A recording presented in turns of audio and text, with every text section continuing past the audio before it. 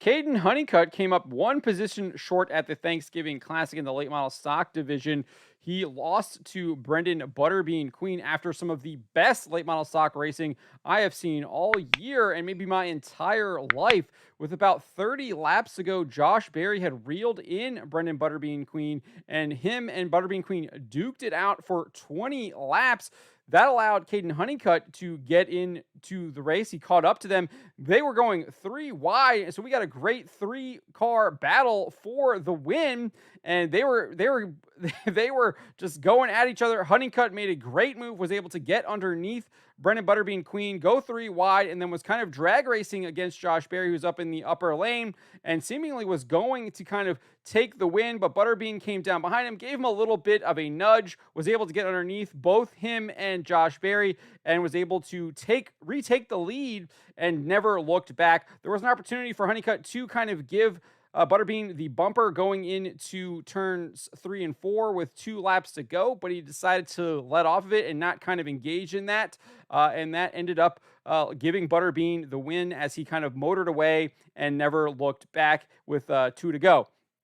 So we did get some comments from Kaden Honeycutt about how he was not happy with the way that Butterbean raced him in those closing laps. We got this update from Kaden here on Twitter after kind of things have settled down. He posted this: P2 at the Classic. Sucks to be so far back from 11th to run for the lead at the end. Didn't touch a single car all night, and as soon as we get to the front, get ran into and lost it. This one hurts for different personal reasons I'll put out in a couple days onto the Snowflake.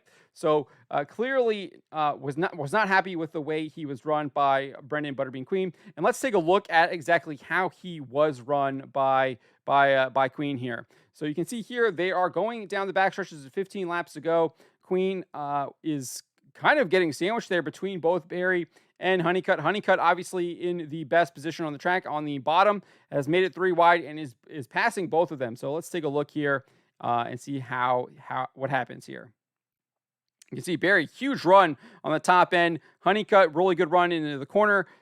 Queen is kind of settling in for third there, but Honeycutt gives him the bottom. Queen goes into it, gives him a tap there, sends Honeycutt up the track, and then he kind of gets squeezed out, gets kind of hit by the door again there. Just not really, I don't think there was anything really wrong with that. Good, tough racing. Queen into the back of Josh Berry, but we wouldn't see Honeycutt really compete for the win. After that, again, like I said, 2 laps ago, he did have a chance to kind of get to the bumper of Butterbean, but he chose to kind of let up and not let that happen.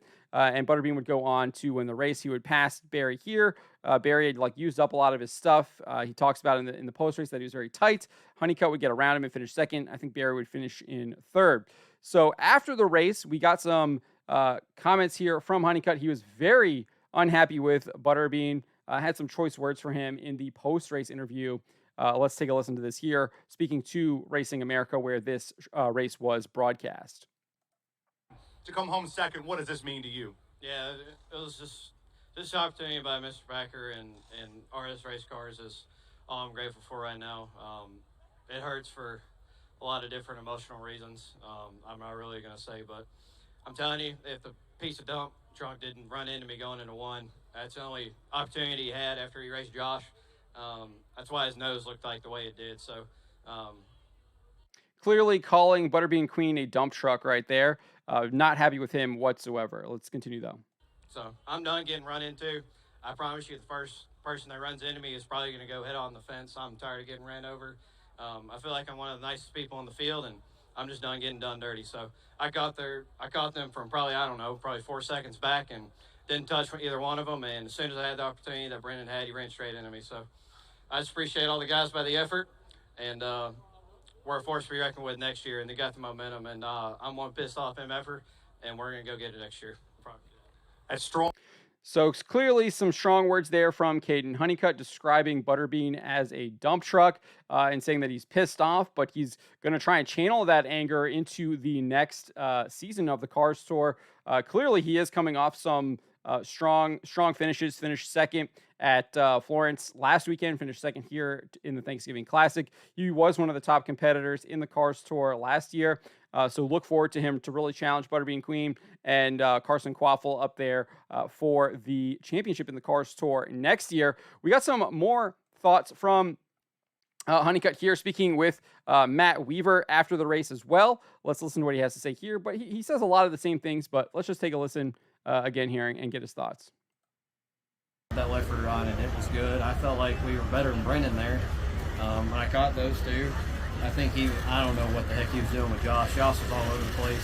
I think that was because Brenden was chasing my racetrack and stuff. But as soon as I get underneath both. So clearly he doesn't know what was going on between Josh Berry and Butterbean for about 20 laps from like lap 35 to when he caught them, which was around lap 15, where they were just going at each other really, really hard, great, strong, short track racing, moving each other up the track, using their nose, just really just some of the best racing I've ever seen in a short track. It was absolutely fantastic from a viewer's perspective. He clearly doesn't know what was going on there, and that's kind of how Butterbean was racing Josh Berry, and he was kind of just racing Honeycutt the same as he was racing Berry, kind of giving him the bumper, moving him up out of the way, and then obviously we saw the little bit of the door slam there coming out of the corner. So Honeycutt clearly didn't realize that's how they had been racing each other for about 20 laps. So I do think that is some context that is needed here, and obviously he didn't have that context. I think that's very clear listening to this interview. But let's continue. Josh didn't do anything wrong. It was Brenden. Brenden ran straight through me in the turn one, and that was it. I couldn't get back there to him. I tried to get back with 2 to go, and that's all I had. So I hate that every time I'm racing somebody at the end of the race, they choose to use me up and just run straight through me. I mean, there's nothing else I could have said about that. So I'm not going to be much nice next year, and this is the way I am. Like, I've came to this point where I've gotten raced by 4 or 5 people in this race that just drove me so dirty, and like Finley took out Fryer just because he was tired of being run in the middle of the straightaway, and it's stupid stuff like that. And people need to get their butts beat, honestly, for doing stuff like that. But either way, well, second place, two big races in a row. God, it sucks, but we had good speed, got a good race car, and this thing was an absolute rocket all weekend. So, ton of positives, and we'll go into the opener or Carster opener or whatever the heck we do first part of the year, and we'll keep riding. We got a lot of momentum. We're going to take this for sure. Just want to thank RNS. So that is what Kaden Honeycutt had to say about to Matt Weaver. A little bit of the same stuff that we heard him tell Racing America. Obviously, he's had a little bit more time to think about it. You can see that he's not as emotional. He's kind of let the anger kind of pass over him a little bit there, but he still is obviously pissed about it. But he's kind of it's not just raw as it was with Racing America. Matt Weaver did speak to Brenden Butterbean Queen, and he actually did comment on what Honeycutt had to say in the post race. So let's listen to what he had to say here as well. Then Honeycutt got in the battle, which I thought he was a lap down, so it caught me off guard when we were 3 wide for the lead. And I was trying to get all the info that he was on the lead lap. I think I heard he was a little upset with me, but I love Honeycutt to death, man. I respect him so much, and I felt like we got 3 wide. It knocked me up a little bit, and then I got inside and I thought I barely got into him. I have to watch the replay. If I hit him harder, I'm sorry, but felt like we were racing for the lead there, and man, everybody was driving the wheels off of them, and I'm just so glad so thankful we came out on top, man. What is the So that is what Brenden Butterbean Queen had to say regarding Kaden Honeycutt. And I think he's kind of accurate there. I think that they were racing really hard. They were racing for the win. He didn't wreck him. He didn't dump him. He just kind of moved him up out of the groove. And Honeycutt had the chance to do that going into turns 3 and 4 with 2 laps to go. And I think he chose not to do that. And that's just how, I guess, the difference between the way the two want to race. As for me, I think I don't think there was anything wrong with what Brenden Butterbean Queen did.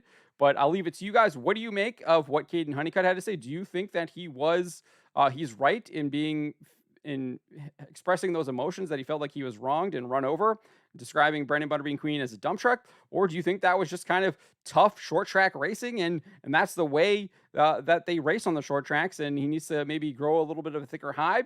And it looks like he has already.